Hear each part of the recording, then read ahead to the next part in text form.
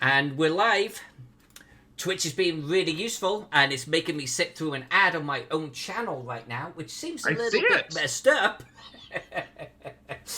But when that's done, you can hear him. I'm actually really so super pumped. We have Mark Greenberg with us.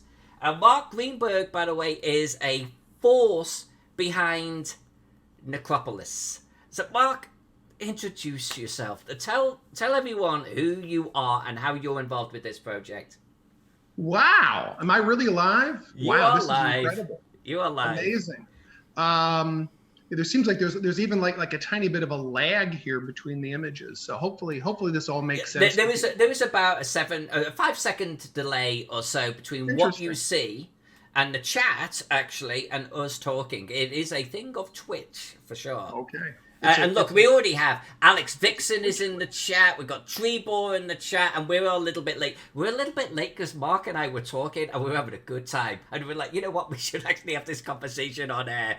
And we've got Pex with us. Everyone's here. So, Mark, tell everyone who you are, my friend. Hello, everybody. I am Mark. I have been working with the guys at Frog God for, I don't know, a couple of years now. Bill Webb, who is the one of the owners of Frog God, found out that I had retired about, 3 years ago or so, and he asked me if I was interested in writing, which I hadn't thought I would ever be interested, frankly, in. I mean, I've been playing since the early days. Go back into the early 80s, I guess. And I'd been writing my own stuff, but I'd certainly never been published for anything. And I here I was sort of like this innocent, I'm like, sure, Bill, I'd be happy to do something, whatever. He says, what I'd love you to do is I've got my campaign world and I want to do my campaign world up. Oh, okay. That sounds like fun. 2 years later of nonstop work, I ended up finishing the World of the Lost Lands, and it's a huge monster. It involved working with 8 or 9 different authors, several editors, cartographers, artists. It was a huge project. I had no idea what I was doing, but it was a blast. I had a lot of fun. It was my first time. Oh, somebody owns it. Thank you. That is awesome. And every single word in that went past me. It's at one point or another. It was a lot of fun to work on, and the people who've been building it for decades, the old line about standing on the shoulders of giants and all, is a blast. So, I finished that, and then I think Bill realized I needed a break after that, and then he decided, I got some other projects. I tend to think, I'm kind of the guy who I think when Bill has a project, the old thing, about like volunteer step forward and everybody else steps back. And I'm the guy who forgets to step back. You're still standing there going, wait, what? So then he says, how about Necropolis? I'm like, oh, you mean the Gary Gygax thing? It's like, sure. I'd be happy to work in that. What do you need? Oh, just project manage it. Just be the project manager. Okay, that sounds fine. And it's been a bit more than I expected. Let's put it that way. But, I got to be honest with you, Mark. The title project manager is not what you're doing right now. Tell us what you're doing on this project. And by the way, just so everyone has context, did I move? Oh, I actually put mine into storage. The Necropolis book is a campaign setting. Okay, it's not just a dungeon here. Yeah, there you go. It's a big book. It's a weighty book. The entire book is this campaign. So, Mark, what are you... by the way, I love the fact that Bill was, hey, you retired? Why don't you do something for me? And like you get sucked into this huge project. And you have again, too. Yeah, I keep telling Bill, I think for my next thing, I want to do a 10-pager. He doesn't give me 10 pagers. But I mean, it is a really, really cool setting. I mean, the way it's been described, if you're really old school, is retired gamer. If you're really old school, the way it's described is it's basically the village of Hamlet with Tomb of Horrors. And there's a lot of accuracy in that, except for the fact that, like, Village of Hamlet, I don't know. I'd have to go back and look how. I mean, maybe that's 15 pages, 12 pages, and then Tomb of Horrors is probably not more than 16 pages. I mean, I haven't looked at it in a while. And Necropolis is 200 and I don't even know how many pages. A lot of pages. It's over 260 pages. So it's just much bigger than those original source materials were. It's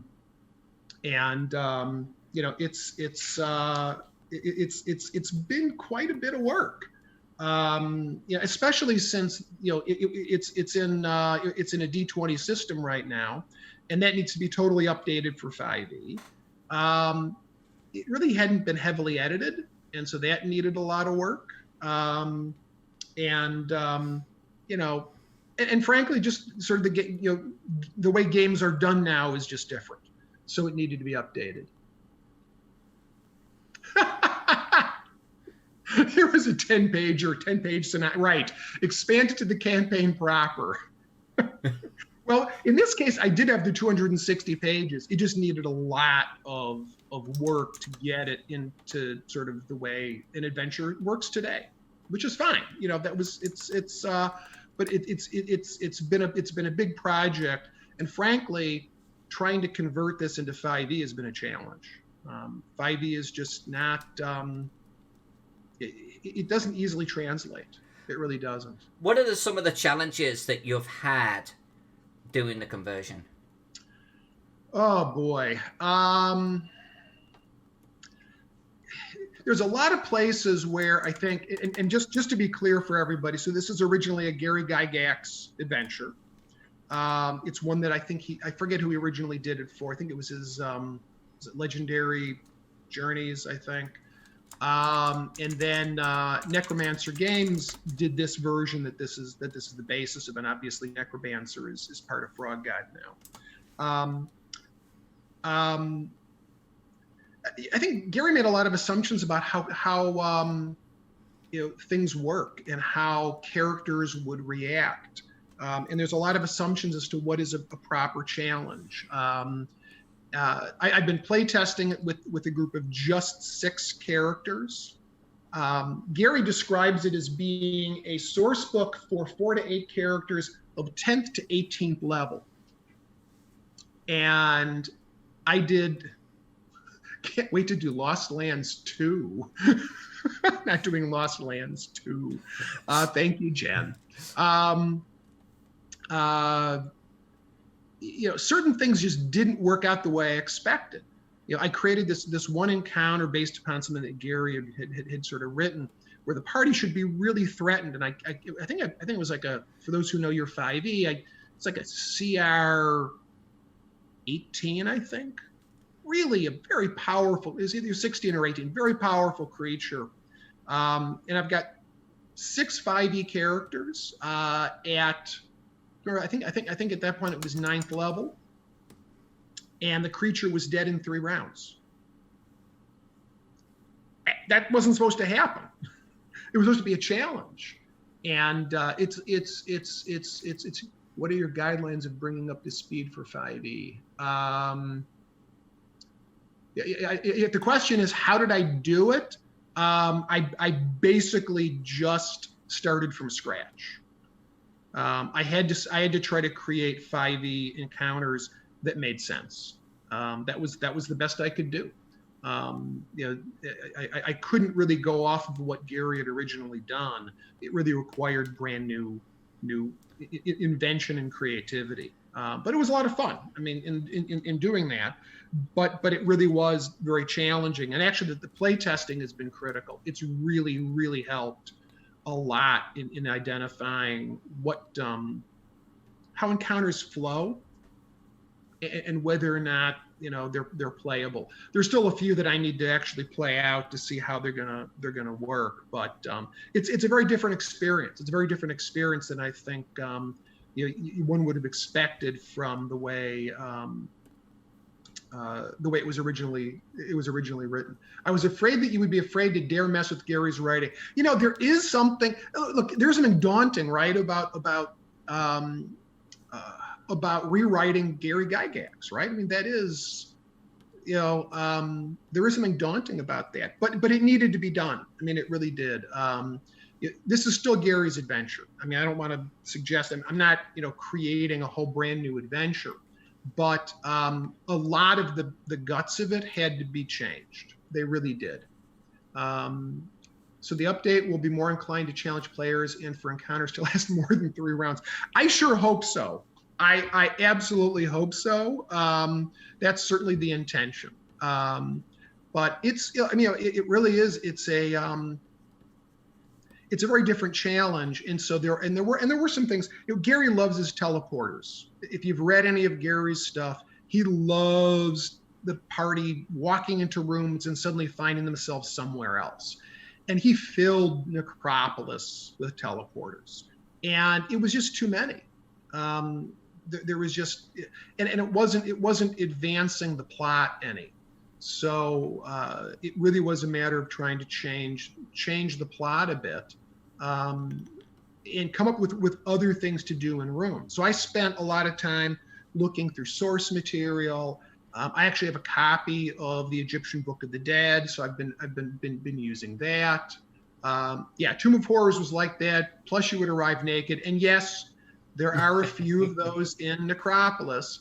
There were a few too many, and I felt like, and there was one place where you just kept getting teleported back to a place you'd probably already been, and it just didn't seem like it wasn't advancing the plot. And I wanted things that would advance the plot. So there are entire rooms that are totally different, but it's still his, it's still his adventure. It's just been heavily rewritten. So someone that has actually played this before, someone that even owns it, they're going to be pleasantly surprised because it's not going to play out the same. Is that fair to say? If somebody's already played it, you're going to know the general outline, but you're not going to know what's going to happen in a lot of rooms. A lot is very, very different. So I think people should have a lot of fun with it. And it really is. It's updated. Gary wrote in an older style that I think is not as common any longer. There are parts that are a little on the railroady side, and I've tried to build in more what's the term, player agency, I guess, right? Or where look, if you want to go off and do this other thing, it contemplates that, and you can, and it doesn't necessarily mean that you will fail in your mission. There were a couple places where Gary really forced it to be very linear, and I tried to get rid of that as much as possible. I mean, in the end, there is some gimmickry to it because, there's certain things you have to do before you get to the end to survive. And if you don't, you can't have ultimate victory. You can survive, but you can't have ultimate victory. So, but yeah, getting to rewrite for Gary, that was, I'm just glad he's not around to see it. I've got a feeling if he were still around, I don't think I'd have the flexibility. So, and Bill, to his credit, has given me the flexibility to do it. So how come this looks different, Alyssa? What are you doing here? I mean, this is like, are you only looking at one layer? Is that what's going on? Yeah. So the guy behind the writing of this dungeon gave me a few edits that I've got to make, and sorry. Yeah, pain in the ass. Like one of the worst clients you could possibly have, right? But yeah, he gave me some helpful notes for what needed to happen with this section of the map, and this particular part right here, in fact, I'm going to bring up the original map here. You can see that we've got this area of the dungeon is this, and I did not have these walls in place. Right. So I've got to add these walls, but in adding these walls, I was getting really, really sort of visually confused by, like, this going on. So I turned off some layers just so I could see what was going on. I could probably add this back now because I've got my wall in position. I've also got to add a wall here, and I've got to add a wall here. But these are going to have double doors in them. And then this one here, I've got to remove this checkerboard style. And actually, because we happen to have the writer with us, I know what is behind this, Mark. Oh, I've got to make this solid stone. That's what I got to do with this. Okay, yeah, I'm caught up. So that's what I'm doing. Yep. Well, and you see, that's the advantage here. You know, not only can I give you comments to change things in the map, I can just take the map and make it work with my text, which is, you know, kind of an odd way to do it. But, you know, there are a couple Easter eggs you threw in. We were in room 15, which is the room that has the 6 rooms off of it, in my playtest yesterday, and we discovered the teddy bears. What, this little guy on the bed? Yes. Yeah, I was a little bit scared that you were going to make me take him out. No. Unfortunately, he did die a gruesome death in the playtest. Actually, there's 2 of them, isn't there? Or is that? I'm not quite sure what the one on the chest is. So. Oh, yeah, that's like a little voodoo doll. Okay. Actually, I was going to say, I think we need to actually add a couple more tables in that room because it's supposed to be really crowded in that. So is it? Okay. We might need to throw in a couple more tables at some point. Well, when I work on these other 2 rooms here, I'll add some more tables, make it more crowded. No problem. But that was a fun encounter. And that was one where the party did something I never would have expected. And it really helped the party. And it, you know, like I said, the playtesting has just been a blast. Oh, by the way, Mark, did you see that I did add the temple model on the table? Yes, I know. I saw it. Absolutely. I want to come back here because you talk about there being little figures and stuff. I'm going to add little figures and things in there because I got to do it. Oh, absolutely. No, I know. I saw that. And we got the chariot in there. Yeah, I've still got to work on those 2 rooms, but I've got them down as at least placeholders. So Treebor, just so you know, the secret door, are you talking about this secret door? Because if you are, then yes, we did. One of the clarifications that Mark gave me is that this statue should be a lot larger and should be in an alcove. The actual description of the room puts it in an alcove. So we actually edited this and pushed the statue back, made it much more grandiose, because that's the copy of the room actually talks about it being gigantic. And I'm not going to tell you where the secret room is or the door. Yeah, the statue is supposed to be, I believe it's 24 feet tall. Now he is supposed to be holding a rod in his hands. He's got a rod. Yeah, but it's a vertical rod. Yeah, but then it wouldn't look so pretty. Everything's vertical in this dungeon. I drew this rod. I colored it on stream. It's pretty hard. I know. It's just that we've got the other artwork that I've got to match to too, unfortunately. Oh no, you stick with the original artwork. I think we could deviate a little bit on the dungeon because normally it's just a symbol. I wouldn't worry about it. And I absolutely love what you did with the Zodiac there. I think that's just phenomenal. Well, and this was based off the original artwork, and because obviously I have the book, and if you actually go to that, there's a picture of this. Now it is cut off in parts and everything, but I used that original artwork to make sure that it matched. Yeah. The chariot did not fit through the door. It was built in situ in that room, and actually I make a point of the fact that it cannot be taken out of the room. It does not fit through the door. So to answer your question, Princess Strega, I think the barge is probably going to fall into a similar situation. As I was adding them to the room, I was like, I'm pretty sure that these were placed in situ because they ain't going anywhere. Well, and frankly, given some of the powers I've given them, I don't want them being pulled out. And in terms of Sir Fluffy Pants of Bairton, it wasn't actually intentional, but they set fire to the room, and so he unfortunately the flammable bear burst aflame. I had players who would still try. Yeah, no, I agree. I mean, the part, and frankly, the party might try. That's always when the DM has to decide what he wants or she wants to do with it. Grape X, by the way, Grape X. Let's use English. Grape Ape Texas. Thank you for the sub, by the way, or the follow. Very much appreciated. I remember Grape Ape. That was a cartoon. Shrink reduce spells. Yeah, maybe. You have to decide if you want it to work or not.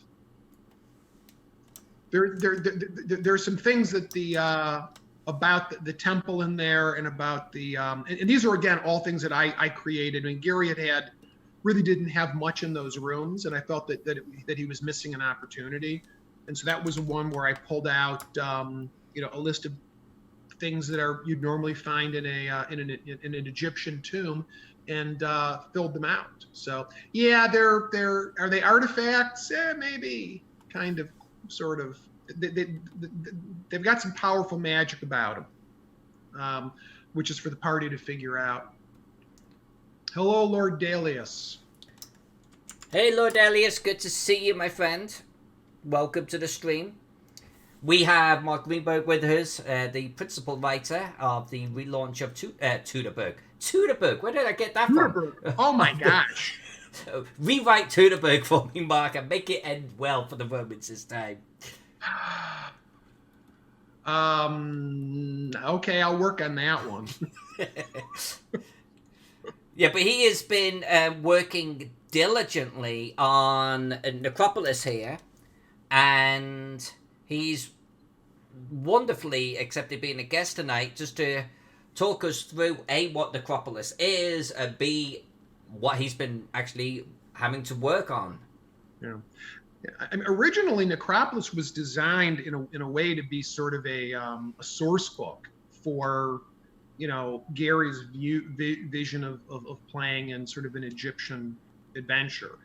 We're not really duplicating all of that, because a good chunk of that is actually being done was actually done in the Lost Lands book itself. So if you go to the Lost Lands book, you'll find a lot about the lands of Kemet. On the continent of Libanos, so that's not included. But there's still a lot of cultural information just contained, because you've got so much going on in it, and it really is. I mean, it's an epic thing. I mean, I probably run now. I don't know if I've done 6 or 7 play tests in full on this.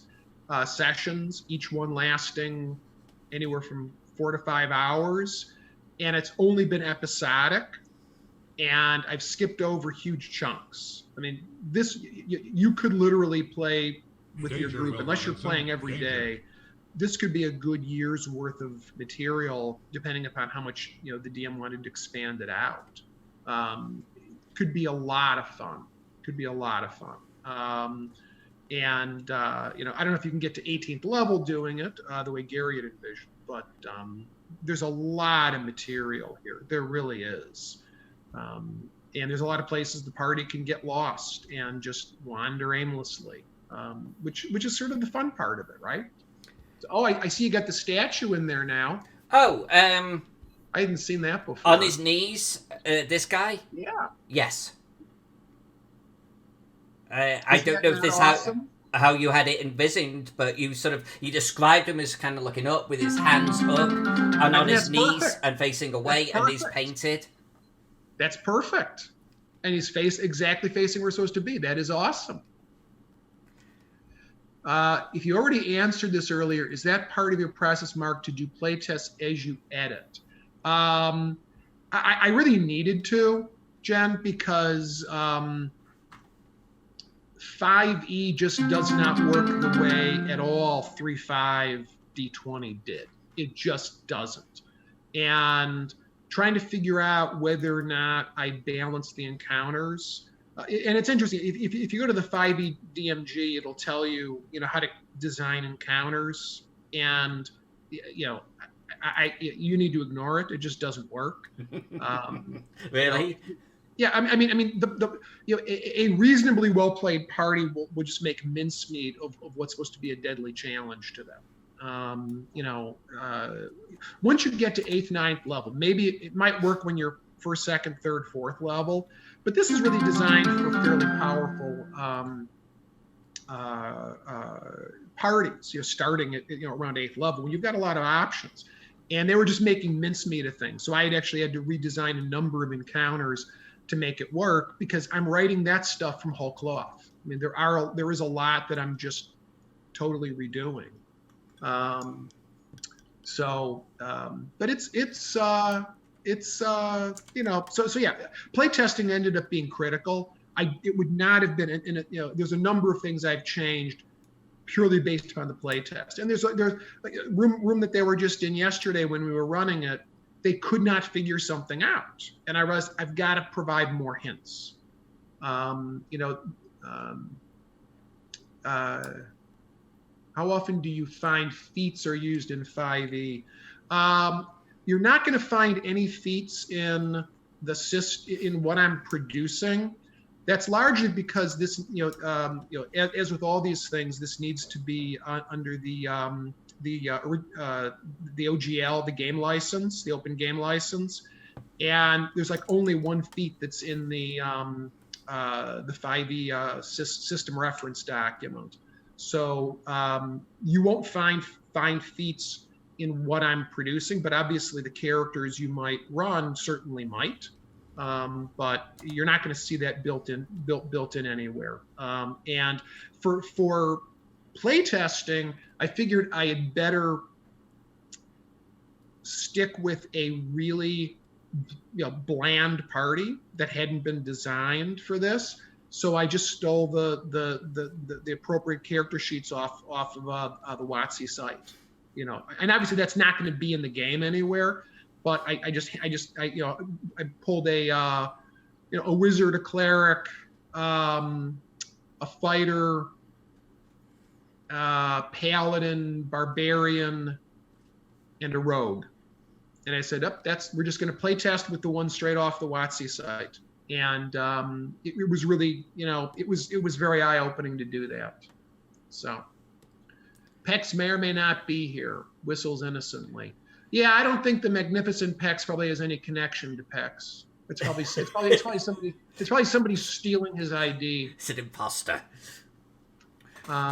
Jeff, you're welcome, man. Honestly, I'm just really honored to be working on this map for Frog Guard. I love the frogs a huge amount. That's pretty public at this stage. And I'm really super jazzed to have Mark with us. Mark's not only such a cool guy, but doing so much work on this. Wow, it looks so different without the background, doesn't it? I know. That's what I noticed. I mean, I got to say, just this whole process is just fascinating to me, because it's something that obviously I know nothing about. But yeah, that really is. I mean, it looks very different. Very different. Not bad either. I kind of like it. But yeah, so Mark is with us today. Ask him any questions about his involvement with this project, the rewriting, but no spoilers. Is Necropolis able to be run with first level characters? No. I gotta ask a question though on that. So obviously further expound for Princess Dregger there, and Princess welcome, I love you, girl. But how are you approaching it when the original was like what, 4 to 8 characters? There's a huge difference in that. And the level range as well. Are you trying to bring that in? Are you trying to cinch that in? Are you going to change that at all? Yeah. Well, first of all, the parallel isn't really there. Gary had said 4 to 8 characters of 10th to 18th level. That obviously, that doesn't make any sense. really for a starting game. So what I suggest is, I can't remember. I think I said I may have said 4 to 8 characters starting at 7th to 9th level. So if you had only 4 characters, you probably need to be 9th level. If you have 7 characters, then you probably need to be more like 7th level, and maybe even 6th.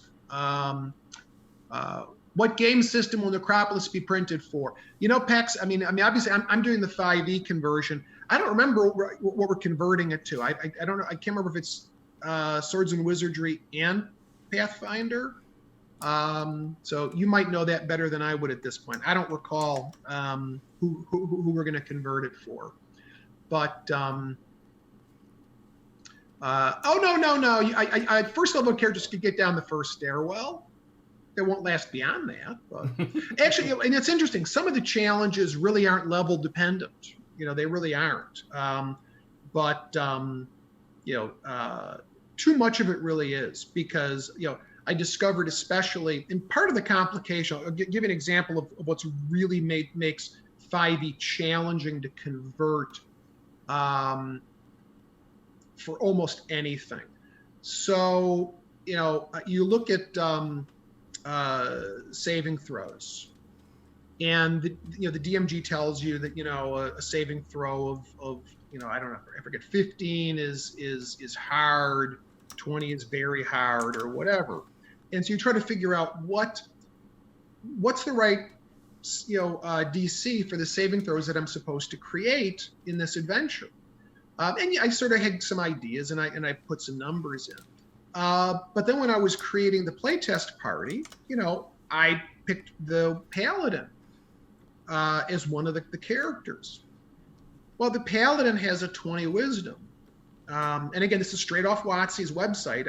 I didn't make this up. And everybody within 10 feet of the Paladin gets a +4 to their saves.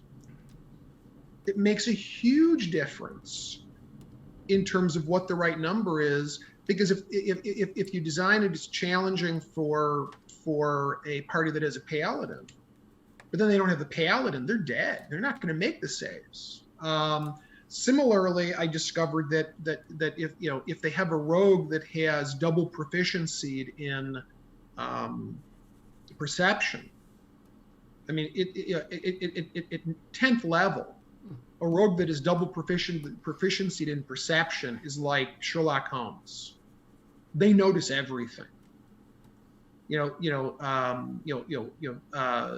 especially once they hit 11th level, because they can't roll lower than 10.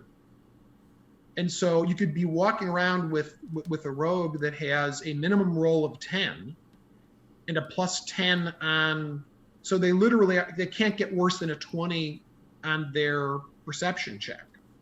How do you design for that? There's no good answer, unfortunately. Do with Necropolis what was done for Apanathik, etc. Add stuff outside of it to allow them to level up. Oh yeah, no, there's actually a lot of stuff. I mean, you start off in a nearby town called Artuat, and you adventure in the town for a while. Then you go off to another location nearby where there's a cleric to visit, and then there's the road before you get to the tomb. And then there's a temple to explore. And then after the temple, there is the Necropolis. Necropolis is actually, it's a city of the dead. So what it effectively is, it's a gorge in the Har Ahura Hills of Western Kemet. And there's, hundreds of tombs that you could explore. And so there's a lot to do long before you get to the actual tomb of Rahotep, which is the final, which is what Alyssa is doing here. This is the final tomb.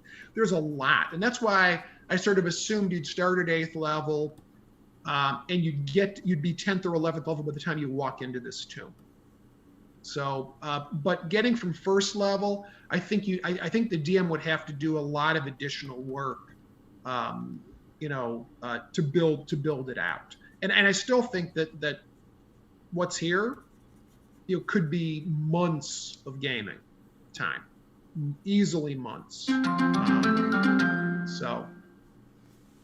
Thank you for the follow. That's very much appreciated. I'm trying to see if there's anything else that I see. Trying if I missed it's a healthy chat tonight. Thank you all for being here. It's seriously a huge amount of love for you.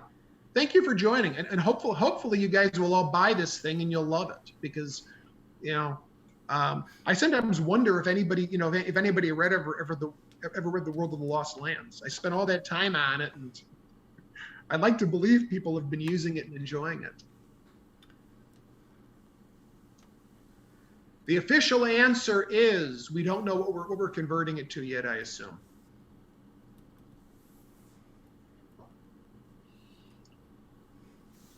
Yeah, conversion is definitely a process.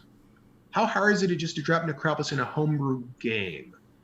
Well, I mean, it's an Egyptian themed environment, right? I mean, that it really, it would be hard to take that out. I mean, if you're a confident DM, you could probably change it, because ultimately, if it's a dungeon, right? But the theme and everything is very much, Kemet of the World of the Lost Lands, but it could easily be dropped into any Egyptian type environment. So if you've got an Egyptian type environment in your world, it'd be easy to drop in. I think if you don't, you could still do it, but you'd probably have to think a bit about, you'd either have to be really good at improvising on the fly, or you have to spend some time thinking, okay, well, how am I going to change this, descriptively, but certainly lots of different types of, cultures had necropolises. It's not like just the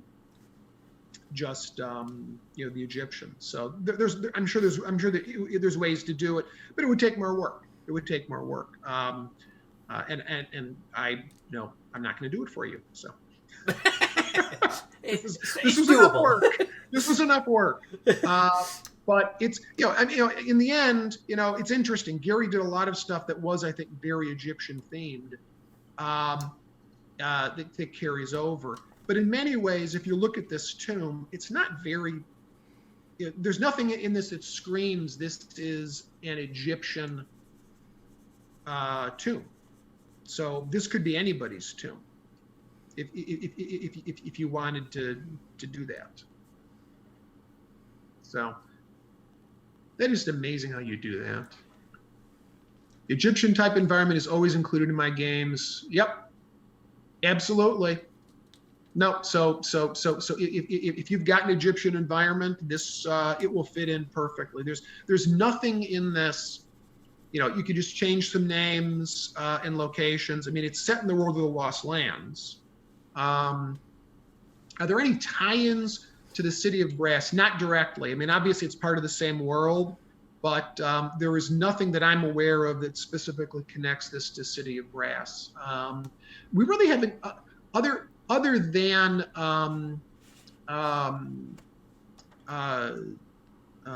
Necropolis, I don't think Frog God did anything, or Necromancer did anything set in Kemet. I don't know. Maybe Pex, if there's anything else, but I don't think there was. I think this is the only one. So there's nothing that it directly ties to yet. Hopefully there will be eventually. Just put in a lamp. Yeah, I mean, look, there's a lot.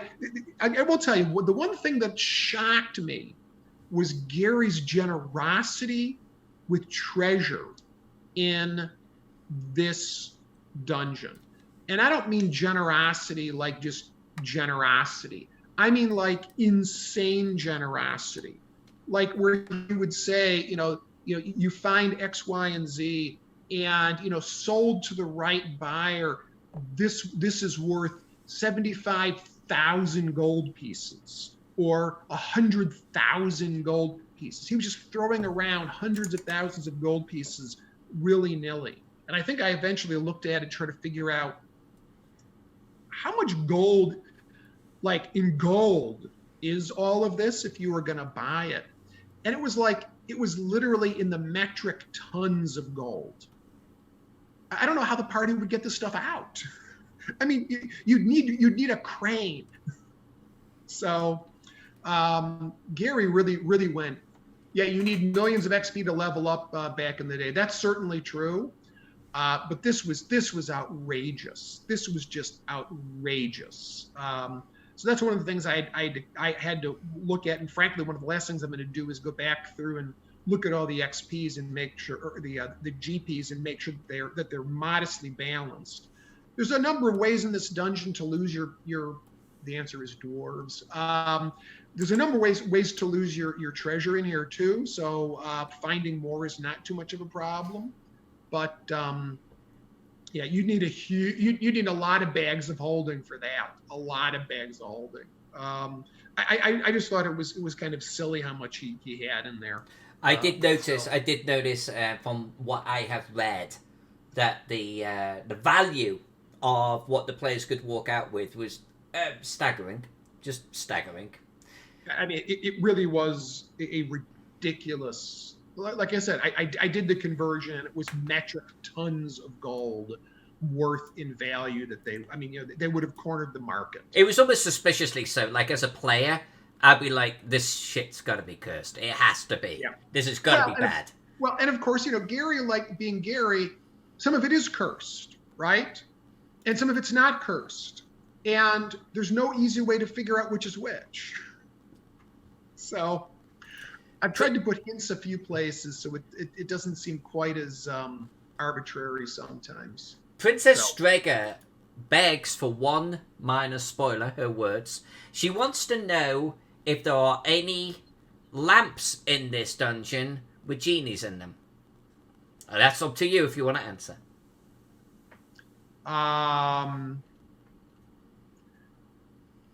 Is there a lamp? Is there a magical lamp with a genie in it? I think it is fair to say, expressly as the question was written, no. That's like a GM looking at your wish spell there, going, okay, this is my response. There is not a magical lamp with a genie. That leaves it pretty open. But there are analogs to both of those. You find a chest full of platinum coins. How big a chest and how full? That was actually. I mean, one of the things that actually I did discover in a few places, he would describe the metal value of he'd say something like, if sold to an antiquarian, these items would sell for X gold pieces, but if sold for purely metal value, it would be only 1/10 X. And I'd look at what 1/10 X is, and I'd realize that 1/10 X was still at least 20 times the volume of the gold that he said was there. So the math just didn't add up. And so I'm again, that's the kind of anal retentive stuff that I look at. So I'm trying to make it so that, look, if you just had to melt that stuff down and take it out, you can, but it's only going to be worth the actual physical gold that you got. So that was. Yeah, I'm not commenting any further about. Sorry. Is she poking? Okay, she's trying. Can I get a little bit more? You don't get any more guesses. I'm sorry. I only answered the question once. But there's a lot of stuff in here. There is a lot of stuff to find, and you have to go into these things, I think, with a certain spirit, right? I've actually debated whether or not I should add like a warning at the beginning. Do you want to bring your favorite characters into this adventure? I'm yeah. not sure the answer is yes, because boy, a lot of bad things could happen to your character in this dungeon. And it might be better to bring in your secondary characters. So no more spoilers or poking for them. I don't care. Poke all you want. I won't tell you much though. Mark, I actually do have a question for you. The large sarcophagus that are on these walls here, Yes. are they standing tall or lying flat? Lying flat. Oh, okay, that changes things. Okay. Yep, they're lying flat. They could stand tall, I suppose, but I had envisioned them lying flat because they seem to fit in the space nicely. Yeah, and your description makes it feel like they're lying flat, so they're kind of going to be like this type of thing then. Yep. All right. Do they have any engravings on the top? Are they square? Are they shaped like humans? What are they shaped like? They're definitely rectangular. They should not be shaped like not a human shape. I'd make them rectangular. Anything engraved on the top? Well, what's inside of them. I don't know that we want to necessarily give that away though with what's engraved on the top. No, I'm definitely not going to give that away. A room's filled with poisonous gas. What do you think, Princess Strega? It's a Gary Gygax Tomb of Horrors like adventure. You think there's any poison in here? I don't know. Maybe. Yeah, and I'm not going to read. An adventure for the players' characters that you hate. Yes, absolutely. Who said that? Just like The Room. If you've got characters that you as a DM have said, oh, I hate these characters. This is definitely a place you could potentially run them through. And even if they survive, they may not survive in the form they went in. It actually, I'll tell you something. Death at every turn is challenging in 5e. It really is. With the death saves, with the ability to get hit points back, with a long rest, you get everything back. If you and I've been, I've got some home rules in my own 5e game, but I wasn't using that for this. I was using the straight rules. Because again, I wanted to see how this played as a straight system. It's hard to kill 5e characters. It really is. They have to sort of step into it on their own. I do have a couple of encounters though that they could really get mauled in. And of course, poison. Keep in mind, poison in 5e is not poison in 1e. Poison in 1e was. Roll your save, and if you roll lower than a 12, your character is dead. It was a really brutal system. 5e, it's like, roll your save, and if you fail, you take 3d6 poison damage. Okay. It's just not the same. This is maybe the first module I DM for 5e. Yeah, I mean, I hope it'll be fun. And frankly, I think with all the stuff outside, I've never been a huge fan of these incredible. It's funny that I'm working on this, but I'm not a huge fan of these incredibly long, massive dungeons. Where it just goes on and on. It's hard to keep up the energy, because there's not enough variety really. There's only so many things that can happen. You can have traps, you can have tricks, you can have monsters. There's not as much variety as you can have. You're not interacting with NPCs really. There are some opportunities here, but not a lot. You're not. It's not outdoor adventures. You're not. But there's a lot of stuff that's actually, I think, because of all the preliminaries, it could be a lot of fun. And then you finish up with this massive tomb. No feats. Again, it's straight off of the. I used literally the ones you print off the WotC site, and there are no feats in the ones you print off the WotC site. So no feats were used. and as I said, none of the NPCs can have feats because they're not within the SRD. So unless I come up with a feat, which I didn't want to do, it wasn't included. So yeah, I mean, this is still a baby dungeon. I mean, look, this is not exactly Rappanathic, right? I mean, this is like, you know, it's just a much bigger version with more thematic treatment than Tomb of Horrors, really. So, wow. That's the glow, I assume, from each of the that's pillars. The glow. That's the glow. Yeah. With no spoilers. No spoilers. This is at the top of the 20-foot long stairway. You peer into an area roughly 30 feet square, which opens into a large chamber towards the west. The floor is a checkerboard of black and white squares. Check. The walls here are not plastered but granite and blah blah blah blah because we don't do much with the walls. In the midst of the floor here, 6 columns rise up. We've got 6. I think the original map had some like half columns on the walls too. Supporting a ceiling of at least 30 feet over your heads. At least 3 half columns, yes, in the north and south walls. For a moment, you are puzzled by the ambient light in this chamber, which flickers a sickly wan orange. That's what I'm working on right now. Yep, and that's where you want to stop. Yep.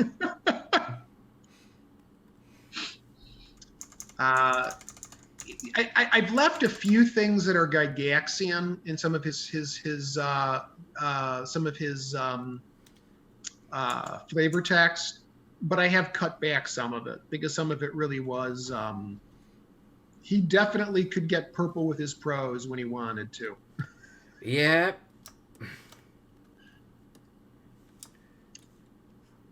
But yep, they're nice and glowing orange. Sickly. How about romantic? It's a dungeon. Let's see if I missed anything. Let's see.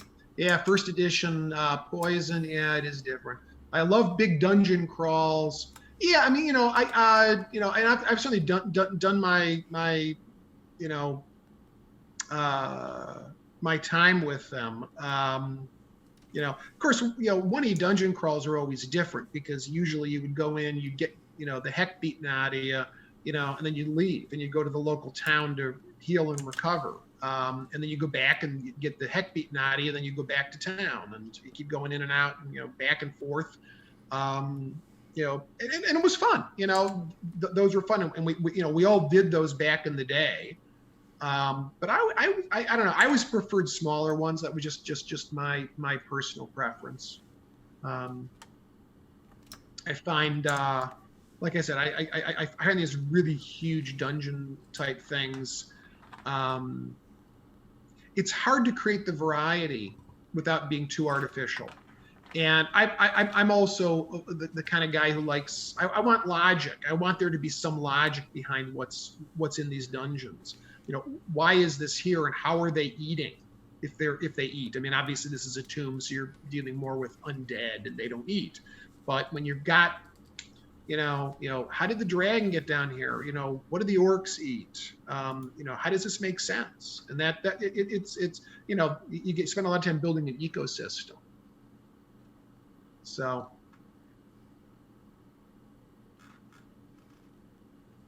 Castles and Crusades, fun system. I love Castles and Crusades. Used to play that at GaryCon every year. Yes, practical dungeons that make sense are so much better. I mean, partly, I think part of the reason why I like it is because it makes it easier for the players to act rationally. I prefer when a player can reason out something, and that makes sense, as opposed to just saying, oh, it's magical. I mean, I don't know how many people here have ever looked at the old Palace of Vampire Queen, the infamous first dungeon of all time, created by We Warriors before anybody had published anything, before Gary published anything. And literally you've got, this room has a Balrog in it. The next room has 6 elves. The following room has 3 orcs. I mean, there's no balance, there's no logic. I found myself massively questioning that early in my role playing, you know. And the long side should be along the wall. Long side along the wall. Yeah, that's what I was going to look at next. Was the orientation and the size, actually. But I like that. I like that, though. That looks perfect. Actually, and so Treeboy, you asked much earlier on if Mark has seen the large versions of the statues and everything. I send Mark a high resolution of this map every time we update it. So he has not only seen it, but he's got to do all of the zoom-ins, and I think some of his players have seen it too. Yeah, and there's been some fun little Easter eggs I've found. Oh, look, I've been railroaded to death. Yeah, I mean, that, and that was one of the things. You know, there were some things in the original that were very railroady. I mean, there's one place where Gary's text really sort of said, you know, you're going to, you know, your party will approach it this way. And, you know, if they don't, you as DM must try to convince them otherwise. And if they still don't, then, you know, destroy them fairly but swiftly.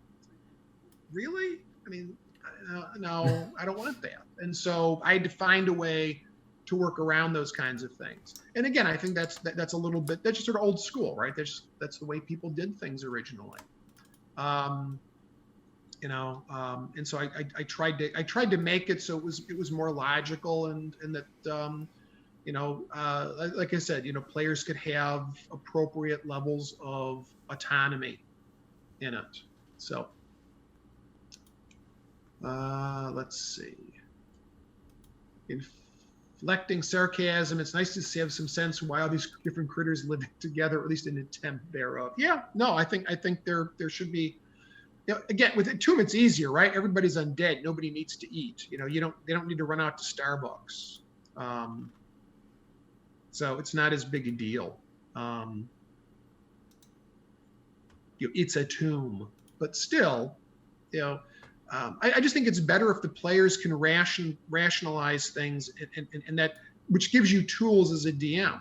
You know, you can basically, you know, say, look, the party should recognize, you know, that X is going to happen because that's the natural result under these circumstances. If it's constantly, well, magic explains it, they can't use rational thinking to work around traps or tricks or obstacles that you put in their place.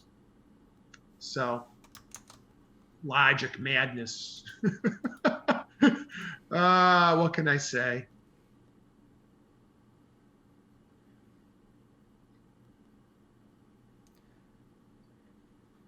Yeah, I've certainly had players attempt to burn down forests. That's certainly happened.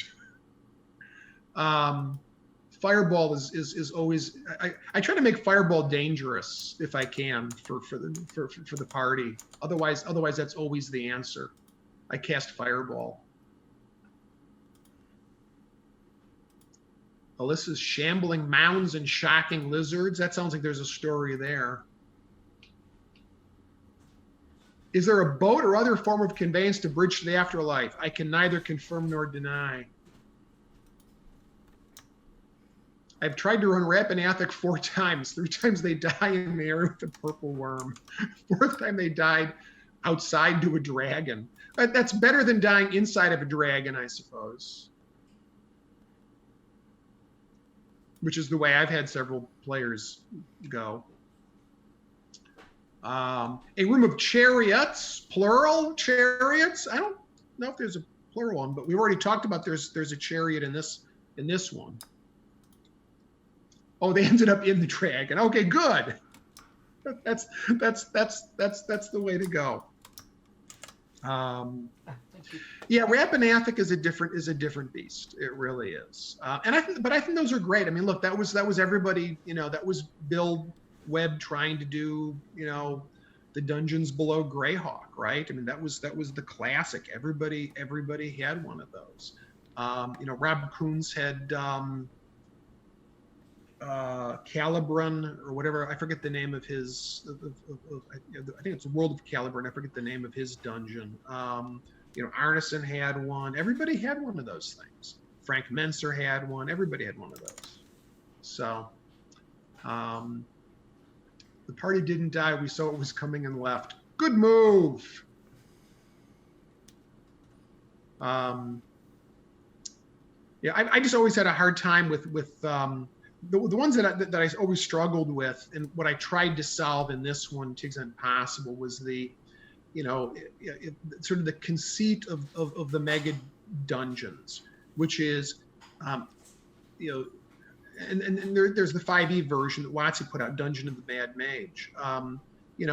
It's you've got this hyper powered, nearly demigod-like power, who has decided that what they're going to do in retirement is create a 30-level dungeon to simply challenge adventurers. And they're going to stock it like they were making a zoo. And I don't know. That's just not my kind of thing. I mean, that just, it doesn't seem realistic to me. If you're building a dungeon, there's a reason for it. There should be a reason for it. That is the best way to survive Jim Ward games. I've been playing in a Jim Ward Meta Alpha game recently. Our first party died, but our second party has survived, actually. I'm pretty happy with it. So, but yeah, Jim Ward is never pull a lever if you can avoid it. Very bad idea. But yeah, so yeah, I've done my best to make this one make sense within reason, because it's a tomb of an undead wannabe pharaoh, so from 1,000 years ago. So how much sense can it make, right? I love the way you can just copy those things over, by the way, Alyssa. I just think that's awesome. I know. And I don't try to copy too much, but certain things just make sense to do it.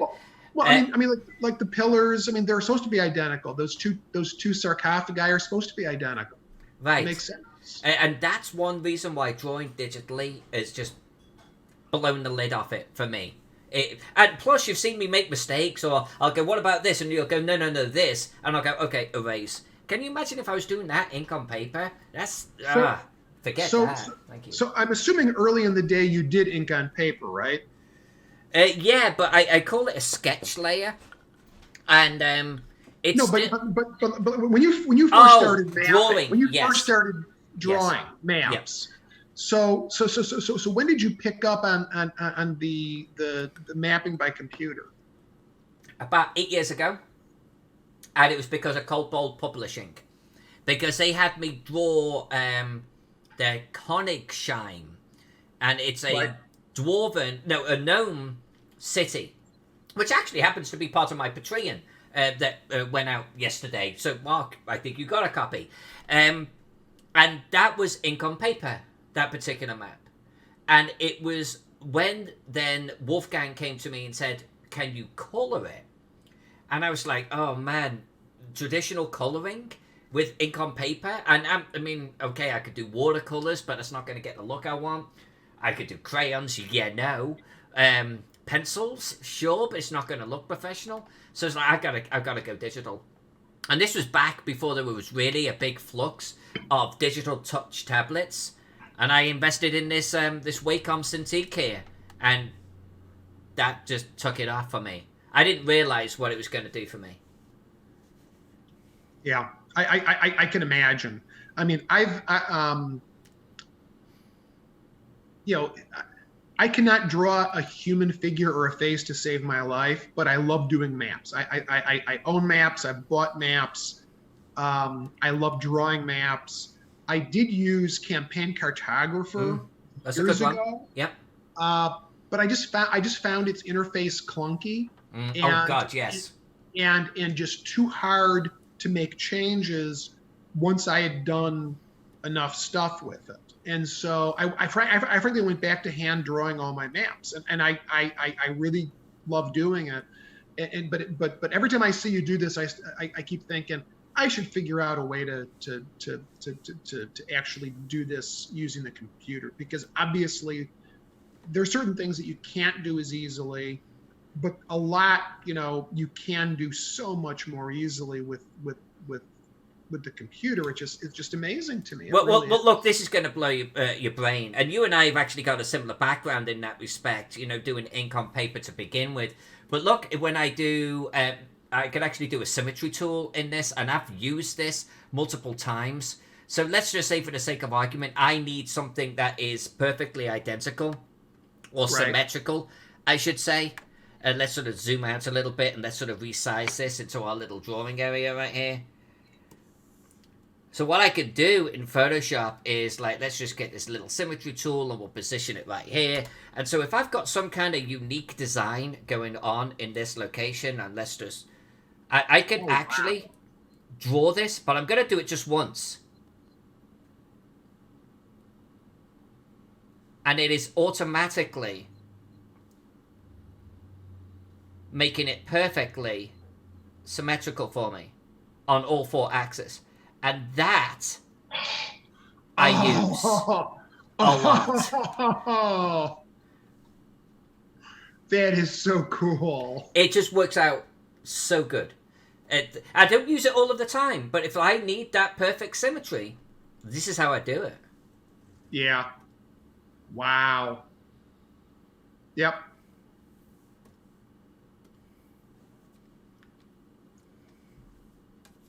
So yeah, digital has its advantages. Duplicating a layer, taking back mistakes. It's honestly, and you can still use a lot of the more modern sort of campaign cartographer when they were doing PNGs and stuff. You could still use the PNGs in your maps then. Right. Or take a pretty small map and just blow it up big, add some details, print that sucker off, lay it down on a table, instant gameplay. Yeah, no, that is, and that's something that I really think at some point I need to figure out how to do, because I love making maps. Now, I usually, I'm doing the outdoor maps. I'm doing the continental landscape type things. I never put in the kind of time that you do into an interior map, because I just couldn't do this by hand, and I think it's just phenomenal. It really is. This is just going to be such a beautiful thing when it's printed full size. And for anyone that doesn't know in the chat, this thing's going to print at 90 inches in length. This map size, I'm drawing it literally kind of the real size, 66 by 81. 66 by 81 inches. I mean, basically, that is about the print size right there. You're going to be able to put miniatures on this bad boy. That's kind of the point. Yeah, although the DM's going to have to have like a whole lot of rags and other things to cover up all the stuff that the party can't see. Yeah, see, this is the thing, and I know, like, with Teagle, Frogs were, like, totally chill with, like, just lay it out, and everyone could see every room all over, and, like, that's probably what they were cool with. But, yeah, I feel like, I am the GM, like you, Mark. I think I would hide areas. I'd have card over so much of this. Yeah. I mean, look, I mean, when we were playing the play test, I would occasionally pull up the room and I'd show it to them, and I'd try to, size it so that it would only show as much as they really needed to see. But I said, look, guys, just, ignore the stuff that you can't, that you're not supposed to see. And of course, they're good players. They can do that. But it's not as fun, right? Part of what really makes being a player fun is not knowing what's behind the door, and if you can see, oh, there's a stairway right behind the door, you sort of, it takes away that little bit of fear that you feel as a player about not knowing what's going to happen next. And I actually didn't appreciate it. So a question for you. You mainly DM or player over the course of your gaming career? That's a great question. By the way, just like the room, you made me almost spit my whiskey out. No, that's a great question. So in all truth, because I am the one that brought Dungeons and Dragons into my school, I had to be the GM. And I learned to really like it because it got me out of my shell, because I was extremely shy. So it forced me to stand up at the head of the table and kind of run this game. And over time, I really grew to love that. And so I was the GM, honestly, like 90% of the time, easily.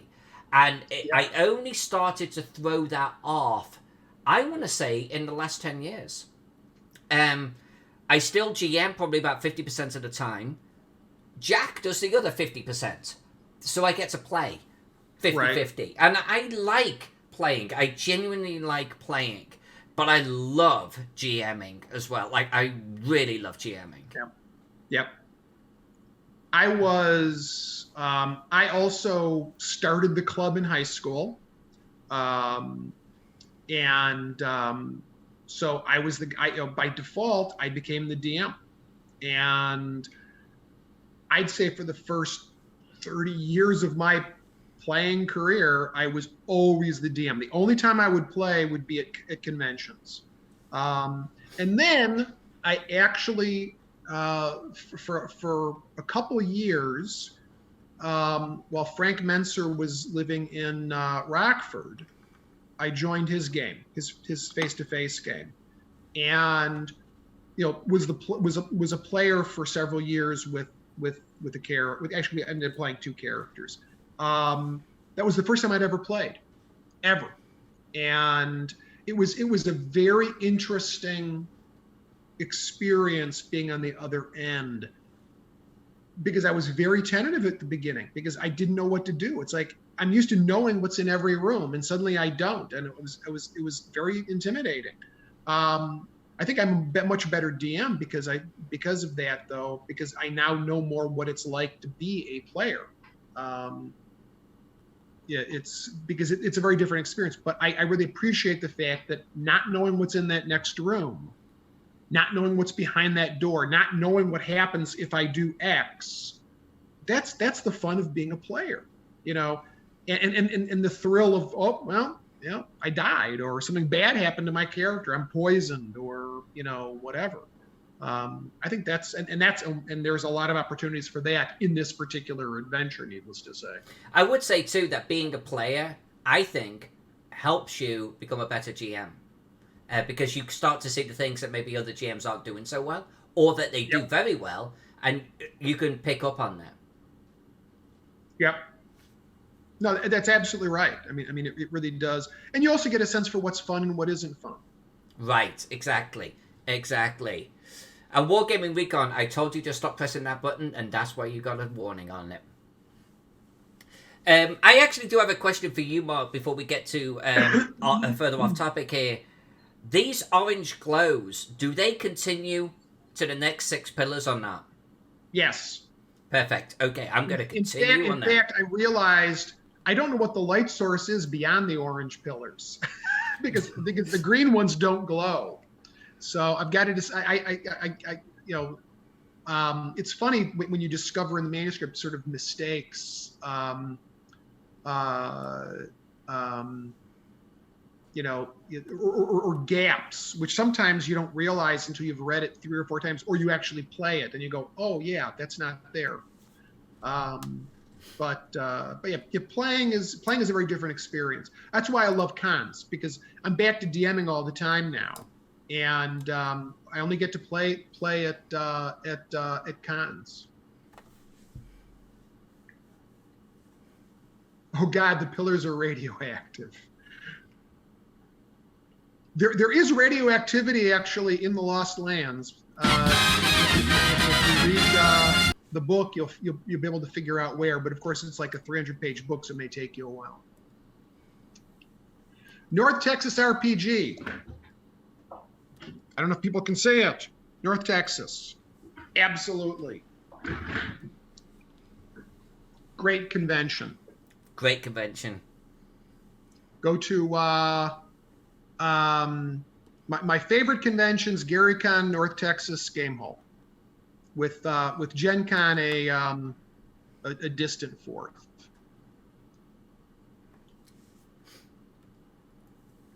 Yeah, I want to like Gen Con more, and I think everyone should go at least once to get the experience of it.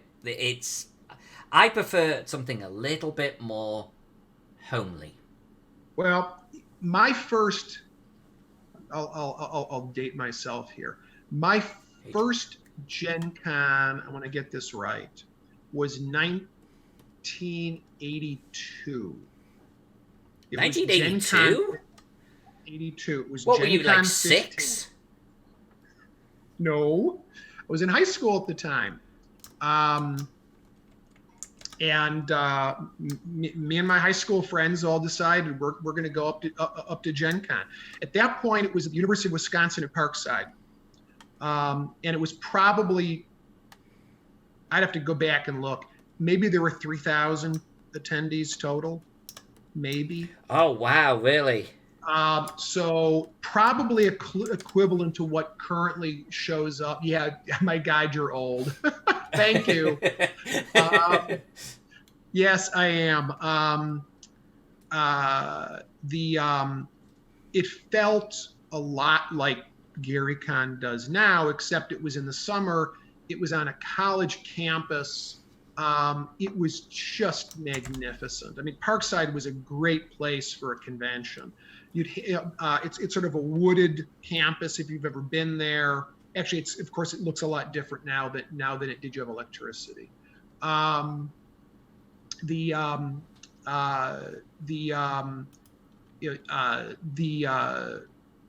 They use like a gymnasium for the art show. Another gymnasium was for the dealer hall. And so you'd walk from like the campus, between campus buildings in the summer through this sort of this wooded area to get to the different places. It was just incredible. It really was. It was a great environment for a convention. And so unfortunately, I compare all conventions to that now. And the closest I've come to really is GaryCon. But I love North Texas and I love Game Hall. Gen Con is something totally different now. It really is. It's a whole different beast, right? Yeah, I mean it's just, I went for many years, and I stopped going a couple years ago. There's a good chance, if it's in person this year and they haven't decided yet, I may go again. There is something to be said for, I mean, the dealer hall at Gen Con is insane, right? Yeah, and I've been part of that dealer hall. It is ridiculous. Yeah, ridiculous.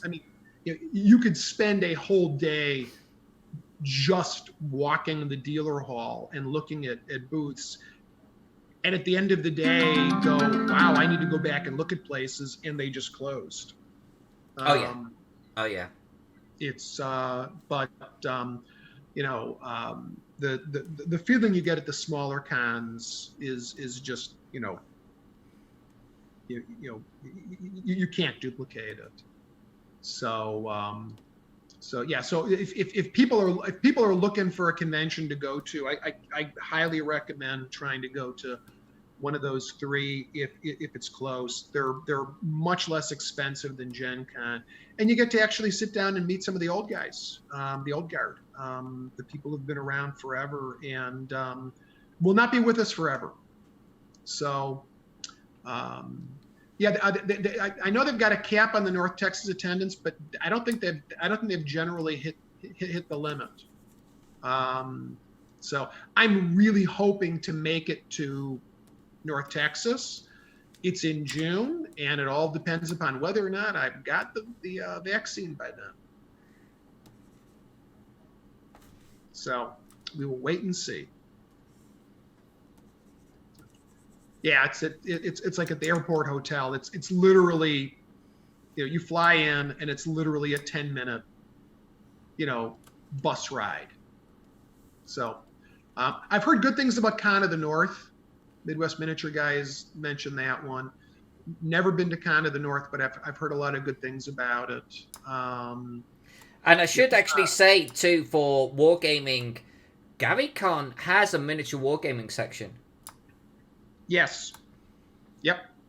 Paul Stormberg always runs his Legends of Wargaming, and so they'll usually run some chainmail and some other various other miniature combats. So it's definitely, those are fun to watch. Those are fun to watch. And because Wargaming Recon, his name might give him away, is a huge fan of war games. Really? I thought that was just a total coincidence. Sign up and you could be playing them. Obviously not yet this year because that'd be kind of weird virtually. But GaryCon is well worth it. And just like George Field said, I think the GaryCon bar is the best out of all of the conventions. Now, yes. TotalCon gets pretty close. TotalCon is a good bar.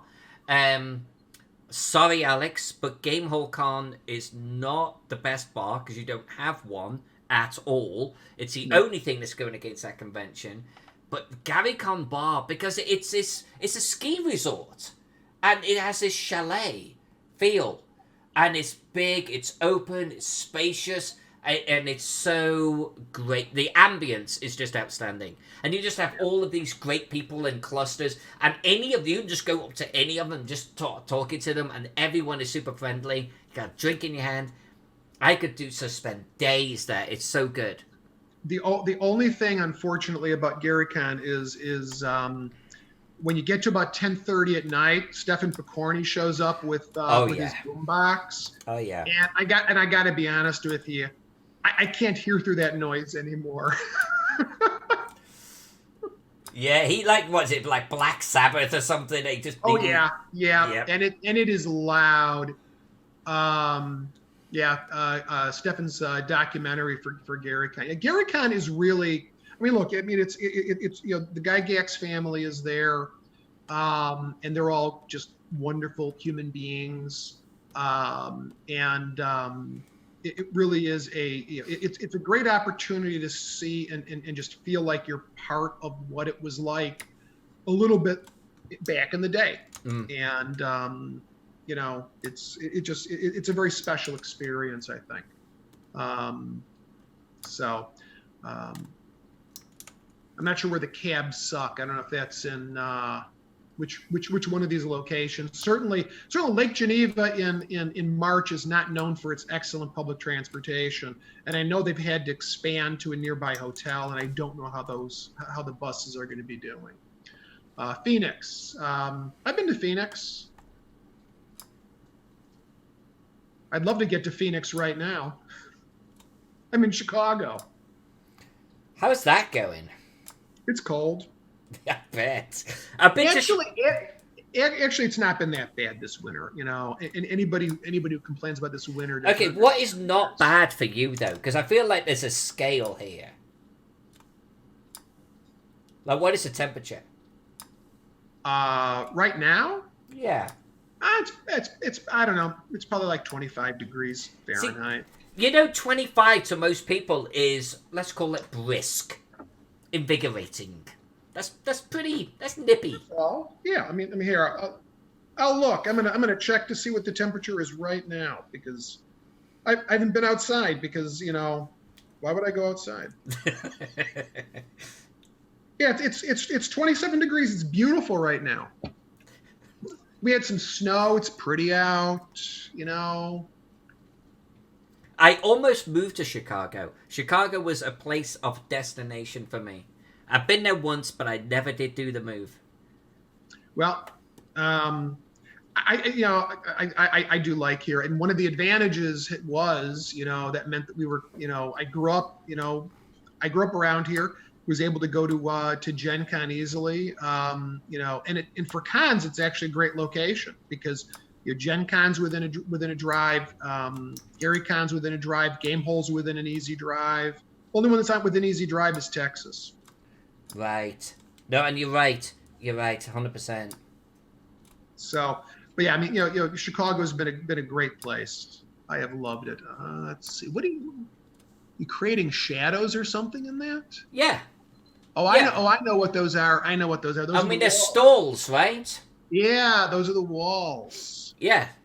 So I'm creating the little walls, getting the shadow in there because it makes the wall pop off the map. I know. And then we're going to draw some little bead curtains or something in here. I'm trying to understand what the floor looks like, Mark, in here. Well, it's I believe these are supposed to be very elegant and well-appointed rooms, right? If I recall correctly. So, you think a lighter shade The or place something. is lavishly decorated with couch, chairs, and tables, chests Yeah. for jewelry, clothing, and cosmetics. The walls are plastered, painted, and adorned with inscriptions of colourful images. I'm getting visions of Rome here. It's just quite similar to those of the wealthy Comitian women of ancient times. So I think maybe, what should I do I with think this floor? I think I've settled on comedian, but I haven't Oh no! Well, you're the writer. definitively. You win. I haven't. Yeah, but I keep debating. Comedian. I don't know. Commission. I don't. I know I don't like commission. That Right. sounds like sounds like commission. It's terrible. So I got to work on that one. Hojo's.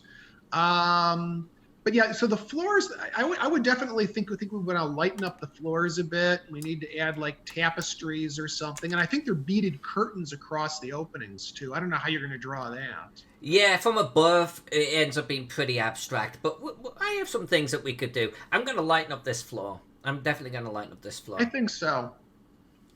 I'm going to try something here. It's a new tool that I've been using in Photoshop, and we're going to see if it's going to work.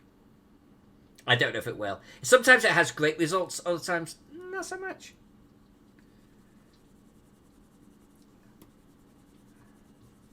Yeah, it's just making everything grey. I'm not going to give away any secrets, but I will say there's a number of places where Gary thinks he's going to trick the party, and if your players actually are tricked, they have no business being in this dungeon. It's like really, Gary, you think anyone's going to really fall for that? Okay. Well, and I love his entire Is there intro a potty prose. somewhere in Necropolis for players to use? Wait, what was that? Wargaming Recon, is there a potty somewhere in Necropolis for players to use? No, of course not. It's everybody else in here is undead. You're the only living people in here. Actually, that's not technically true, but I can't go into more detail than that. There actually are some living people in here. So, whoa, you heard it here first, folks. do they just poop in their? I would. That was what the pots are for. Actually, that's why Gary originally put the Sphere of Annihilation and Tomb of Horrors. That's what it was for. Disposal. That's a very expensive disposal mechanism. Yeah, but you know, if you're a Sararak, you've got it. So.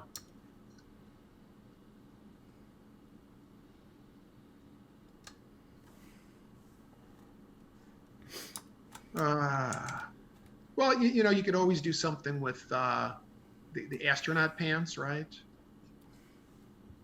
The diapers. All right, this conversation's gone the wrong way. It's gone the wrong way. Wargaming Recon, that's your fault. Yeah, absolutely. Wow, look at that. You said make it lighter. I'm making it lighter. Hey! Look at that. Wow. Well, especially because I think in these rooms you want the stuff that you put in there to pop more too, right? Yeah, I think so. Even the shadows, I want them to pop. We'll get some nice furniture and everything in here. We'll add some detail in here. We'll have fun with it. Yeah, because these rooms definitely have the opportunity to have a lot of stuff in them that's going to be kind of cool. And we need beaded curtains across these gaps here. Yeah. I feel like we need to add a disco ball in here now too. I just have a feeling. Dude, if you want me to add a disco ball with all of the lighting coming off, I will go off and get a Photoshop filter for that.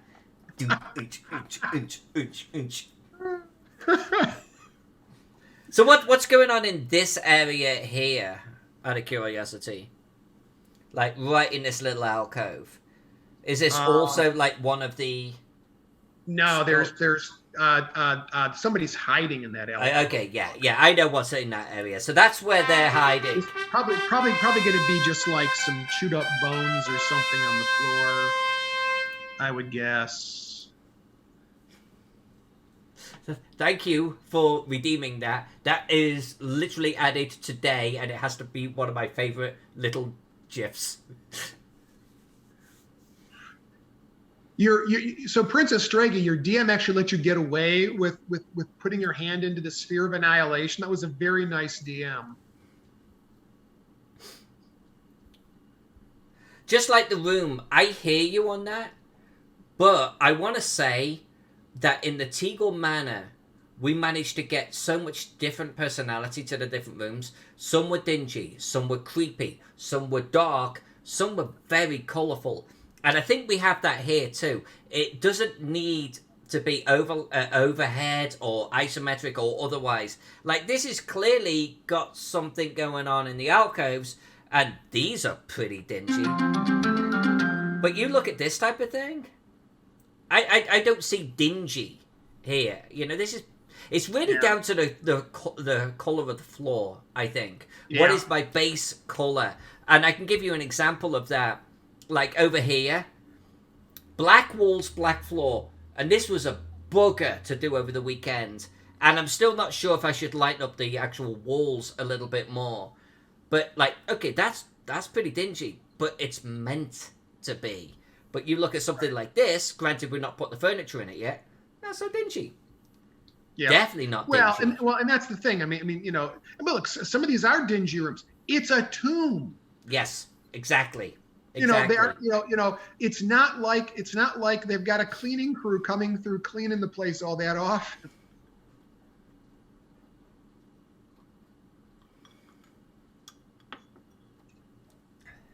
But yeah, well, and the one just on top of that one, the one that has the brown and gray, that room is supposed to look dingy because it's not pleasant. Yeah, and it is hard to, you know, accommodate people, let's say, who have poor eyesight and actually I can talk to that too. Poor eyesight, you know, color blindness, or, you know, maybe they're on the A or ADA sort of spectrum. Yeah, definitely there is a potential problem with them being able to see this room. I get it. I truly do. And back on the Teagle map, there was someone that said as much. And frogs take that seriously. I take that seriously. So, you know, one of the things that we try to do is to emphasize contrast. So, like, you see these squares here. Every single one of these squares is a 5x5. But what I'll do later on, and this is just a mock-up of it, is I'm going to come through. Well, actually, that's a terrible markup because I'm on the wrong brush. But I'm actually going to come through, and we're going to do little dots on all of these, and we're going to make sure that it stands out. So we're going to try to help on that front. But if a room is dark and dingy, a room is kind of dark and dingy, you know? Right. Well, and that room is supposed to be dingy, unfortunately. But yeah, I mean, look, and fundamentally, of course, you know, once you're sort of finished a room, you can look at it and decide if you need to change a little bit here and there to make it pop a little bit more if it's hard to see. Like the black room, black walls, black floor. It's like, okay, so this is a lot of black. I'll probably come back and I'll do something with that. You know, I don't know what it will be. Right. You know, and you know, maybe it's lightening up the floor a little bit so the walls look more distinct. Right. For example. Exactly. But, yeah. I will say, by the way, Mark, I was kind of happy with this. I went off your description of this like black floor with silver veins running through it, and I was like, all right, let's have some fun with that one. Oh yeah, no, that looks awesome. That looks absolutely awesome. I love it. And then you have this room with the scorch mark in there. Yep. So it's like, yeah, all right, yeah, let's do that. That's what I had fun doing. It's like taking your writing and like drawing it. Yeah. Well, and I will tell you, the scorch mark really freaked out my playtesters. Oh, really? they were absolutely convinced that there was a fireball trap in the room. I kind of actually really dig that. That's kind of cool. No, there definitely is. You know, one of the advantages to adding in, and look, I followed. It's very Gary. There's a lot of flavor text. There's just a lot of flavor text, and I got rid of some of it. I changed a lot of it, but there's still a lot of flavor text. And the beauty of that is sometimes there are just things in there that are just like, it's just there because it sounded good. And but you never know what a player's going to glom onto. They glommed onto those scorch marks like it was going to save their lives. So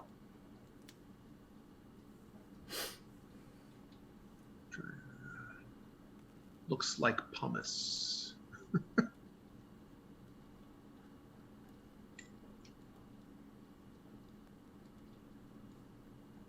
Well, key encounters, everything is a key encounter. There's that's the thing about this. There are a few empty chambers, but even the empty chambers have something relevant in them. Or I've tried to do that anyway.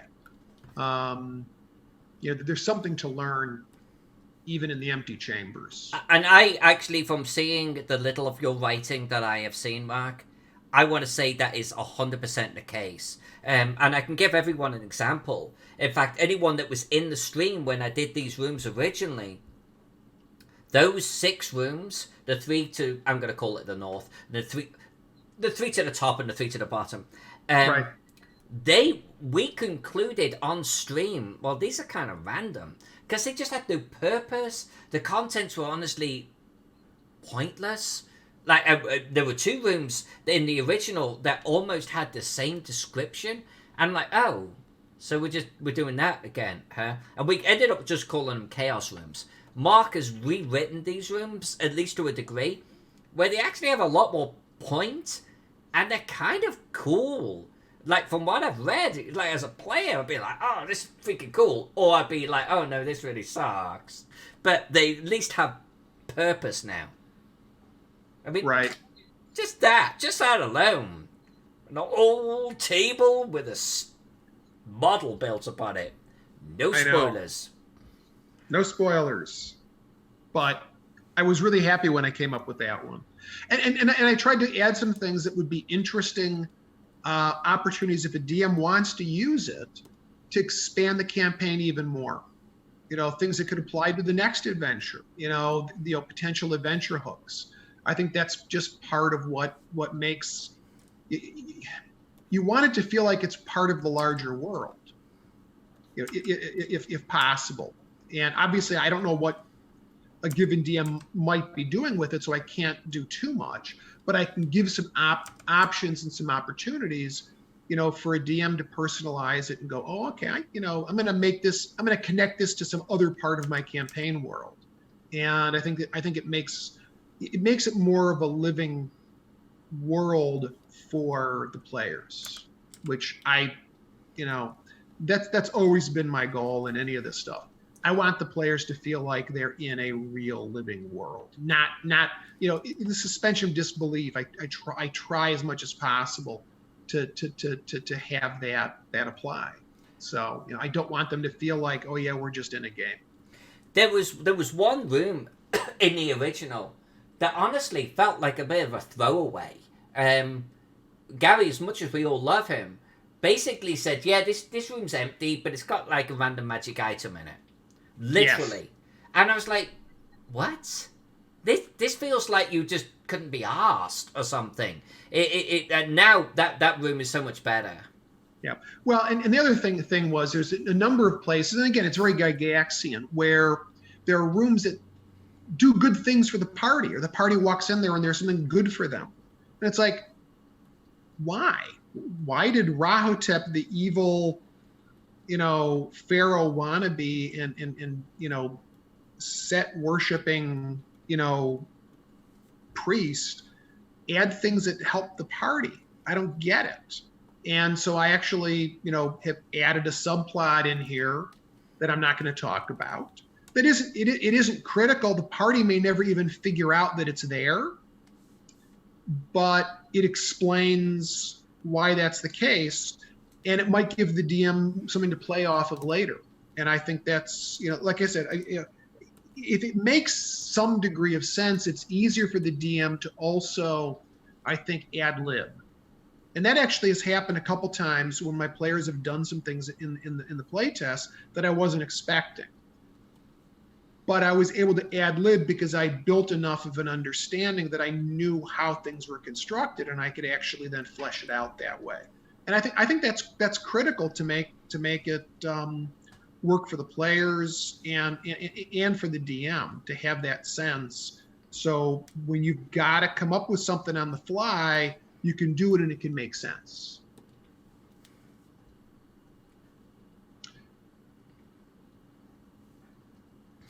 It was per the contract with the subcontractors during construction. That could be. I have a theory on that, Mark, even though I've never played. Oh, well, who knows, Princess Strega? You might be right.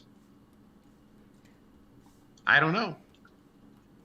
I'm not going to provide any more details in this, but anybody who reads it will see. And I think, like I said, it's fleshing it out.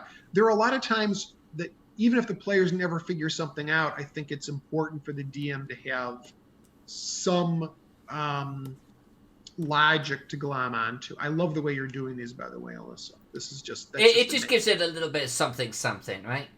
Yep. When does it go on sale and how do people buy it? Well, you just send me a check. No, that's not what happens. This is going to be through a Kickstarter. When is it going to launch? Well, ask me when I'm finished. I've got to finish. I've got, the goal here is to have the manuscript in really, really good shape. I mean, I think there's a general view, the Frogs view. They want to get their Kickstarters and their Indiegogos, out into people's hands. So they want a lot done before they launch a Kickstarter. They're not going to launch a Kickstarter when it's not ready. And frankly, they've got a number of things going on right now, and there's some great stuff out there that people could be buying. And they still haven't delivered on a couple things, like the box, the Swords and Wizardry box set is, I think, still. I think it's maybe landed or it's on its way in the shipping containers. I'm not sure when it's going to go to Kickstarter. If I had to guess, I don't know. I don't know if PEX has any idea. I'd be thinking probably March. That'd be my guess. But if that's a corporate decision, it's not my decision. But I've also got to finish the manuscript, and then once I'm done with it, it still has to go to editing. I don't think it's going to take much to edit it, but it's, you always have to have somebody else look at one of these things. As good as I think I may be in the English language and not making mistakes, you've got to have other sets of eyes look at these things. So it's got to go through editing. And then, we got to make sure all the art is done and all the cartography is finished, or at least close enough. So that's my guess as to when it'll be, but it should be, hopefully we're only a month out or something, a little bit more than a month out. I would guess. Yeah, and I've got a similar timeline for what they've asked me to do with this map, and there was another half map I got to do and a side view. So I've been asked to basically finish this in Q1. Looks like, Mark, you're working against Q1, so I'm going to guess that towards the end of Q1. You can expect to see this getting kickstarted from the little we know. Yep. That's, and again, it's a bigger decision than just either Alyssa or me, but it should be ready by then. And then it just depends upon whether or not, from the company perspective, what else is in the pipeline. But I know this is one that people are really interested in. It's got an interesting provenance, obviously, being Gary's original, adventure. So there's hopefully, and I think we're also trying to figure out some cool add-ons, some stretch goals as well to go with this, that we want to make sure that there's some options for some fun stuff that can be done with that as well. A Draco Lich in here. I don't know. Don't want to talk about that. I gotta be honest with you guys and girls, by the way. Mark is a tough nut to crack, okay? his previous career, if he doesn't want to say anything, he's not going to say anything. I was a lawyer. Sorry, I apologize. He knows how to guard his words, okay? You're not going to bait and switch him. That's not going to happen. Well, I mean, look, I don't want to spoil anything for people who might end up playing it. I mean, look, even looking at the map to some extent is obviously potentially a spoiler, right? But like I said, the fun of being a player is not knowing what's going to happen next. That's really fun. So. And I do want to acknowledge, by the way, everyone, we're definitely gone a little bit long tonight. I want to be very cognizant of Mark's time. So if you've got any additional questions for Mark, now is the time to ask him. Maybe we'll go for 5 more minutes, Mark, if you're what able. Else have I got? I got no social life. What are you talking about?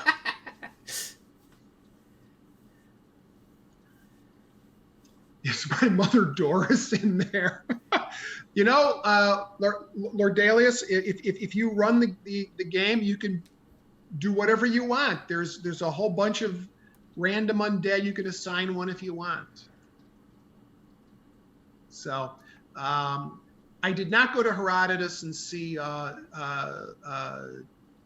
the Temple of Set was described. That's interesting.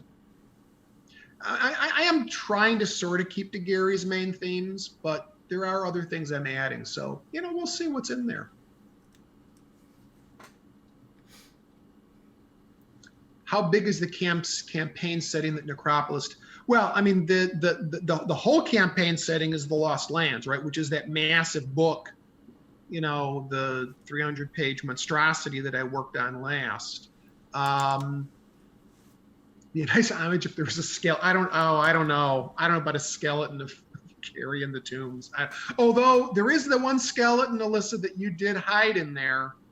There is an Easter egg of a skeleton. Actually, you know what? I'm not even going to zoom in. That's for people to find. Yep. But there is one. There is a skeleton. Somebody will find it eventually.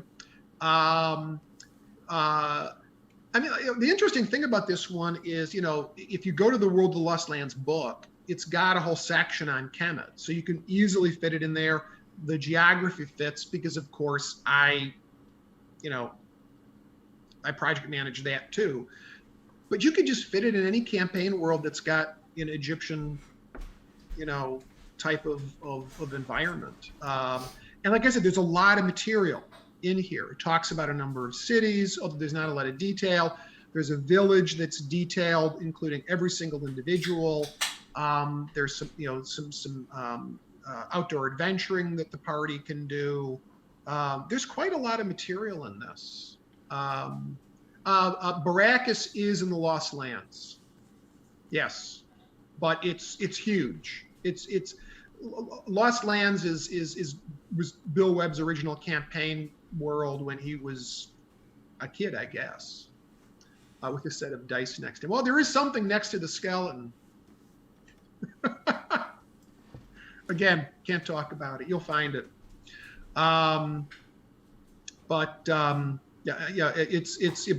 Almost all of the Frog God adventures are set somewhere in the Lost Lands. It was designed to be the campaign world for all of their adventures. So it's huge. It is absolutely huge. I think the diameter of the planet, I forget, I'd have to go back and look, is like twice that of Earth's. Right, that's huge. And just like the room, Jack, my husband, just cracked a beer. Yes, that's what you heard in the background. I have a great mic, and it picks up on everything. It's always Miller time, or actually not Miller time, but you know what I mean. Jack wouldn't drink Miller. What Miller time? Now he's going to throw the whiskey at me. Oh, no. Miller? Yeah. Hey, Mark Greenberg said it, not me. Oh, no.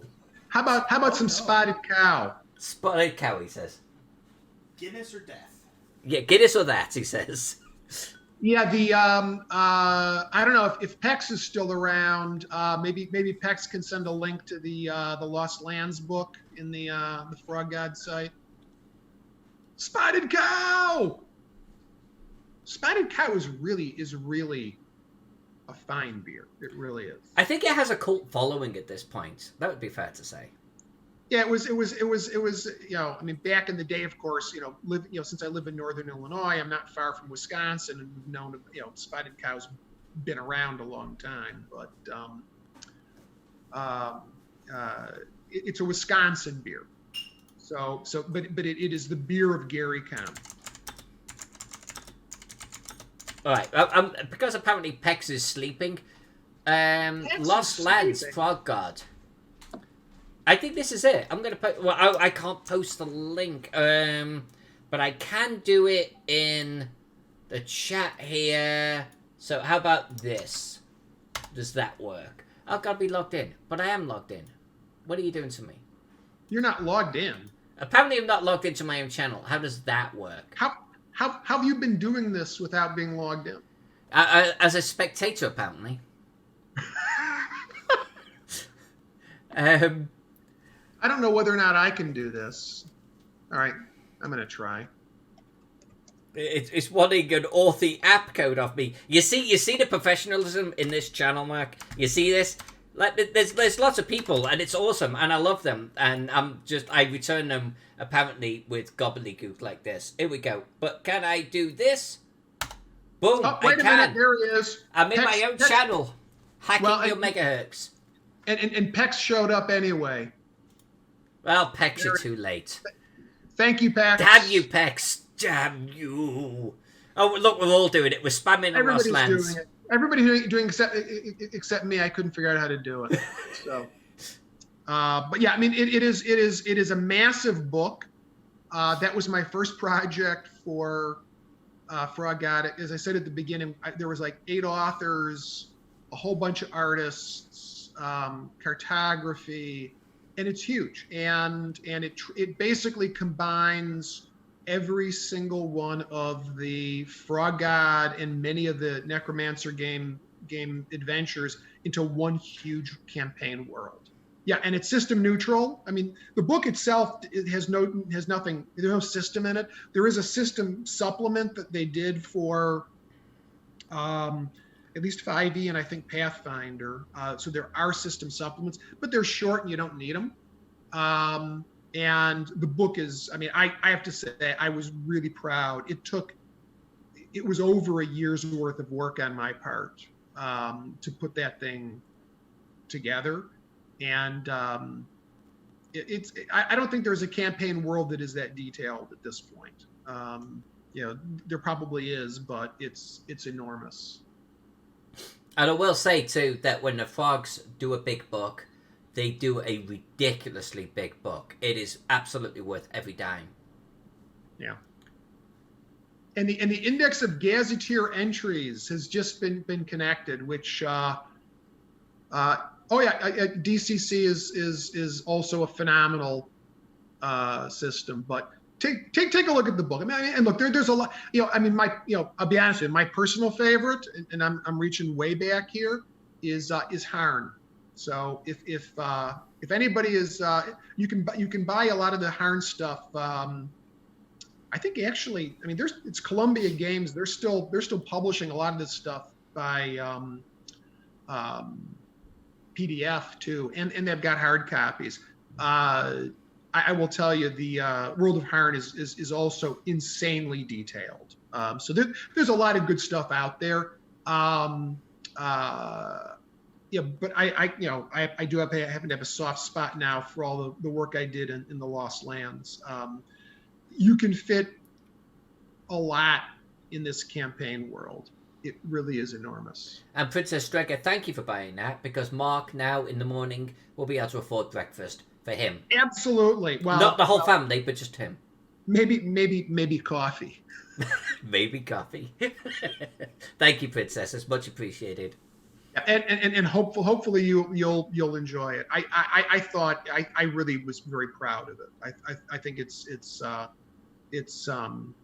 good. You do need that index of the gazetteer entries. It was a mistake to publish it without it. It's really hard. It's so big, it's hard to find things. And the gazetteer and the index makes it much easier. So if you own it and don't have the gazetteer, go to Pex's link. It's it's incredibly useful. I'm trying to figure out if I did a map for the Lost Lands, but there's no way I did. There's no way I did. But the name is so familiar. No, I don't think you did anything for that one. No. Yeah, Lithia.com, Truba Marl is pointing that out. Yeah, I mean, there's a lot of free material. I shouldn't be plugging somebody else's stuff, but Harn is great stuff. It really is. It's very medieval feeling. It's not high fantasy. So if you're really a big fan of high fantasy, you have to do a lot of modifications, but it's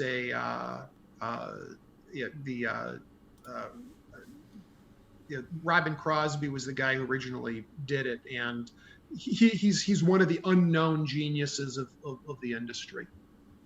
He really is. In fact, I believe somewhere in the new stuff they published, there is actually an NPC that looks like me, because I kept stopping by the Harn booth at Gen Con year after year, and they finally took my picture, and supposedly in one of the new products, I show up. So, for what it's worth.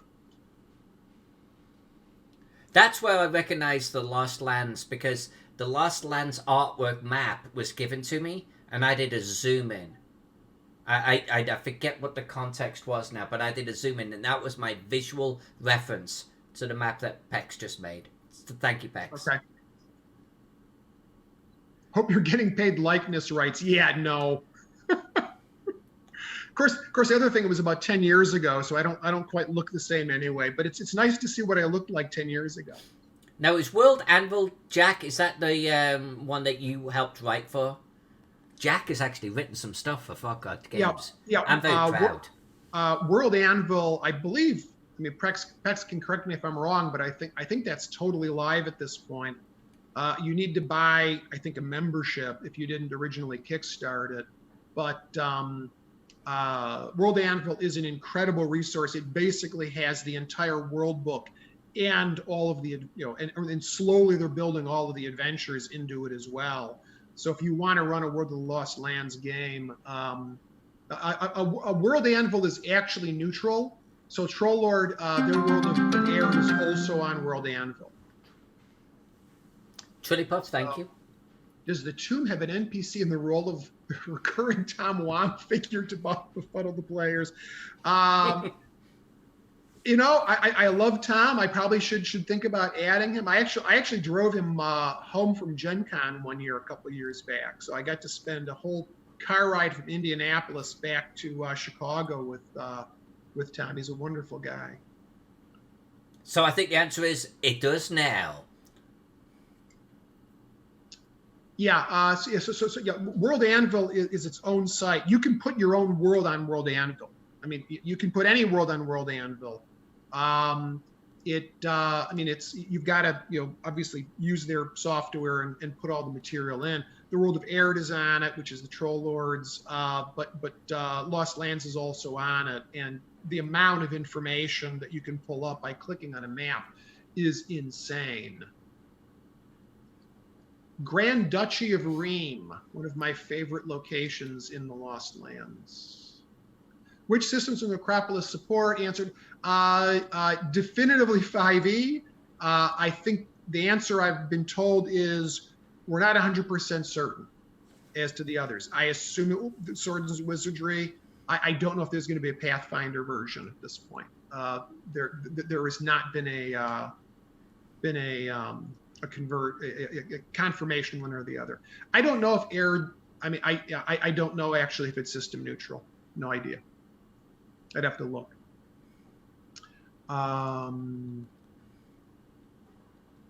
Okay, and we're just told it uses Castles and Crusade stat blocks, which isn't surprising because that's obviously their system. But yeah, I am doing this Necropolis in 5e, which has been part of the real challenge, converting it from 3.5 to 5e. So, and the Rheims is basically a region. I think it's my favorite country in the Lost Lands, frankly. So, And that was Matt Finch was the principal author on Ream. All right, so I think at that point we've been streaming for 2 hours, and you guys and girls will keep on going. Mark is an incredible guest, and I think we should have him back when we do the second level of this. Mark, Absolutely. if you're willing. Absolutely. This has been a blast, Alyssa. I could not be happier. I'd be thrilled to come back. And the second level is a lot smaller than this, but it's really interesting, and it is completely rewritten from what Gary originally had. It's the same structure, but brand new stuff. So with that said, I think that we are going to end the stream here. Mark, I really want to thank you for being such an awesome freaking guest tonight. I definitely want to have you back. Well, thank you so much for inviting me. This has been a blast. I've been. You stick your head in this book. It's always fun to get a chance to chat about it.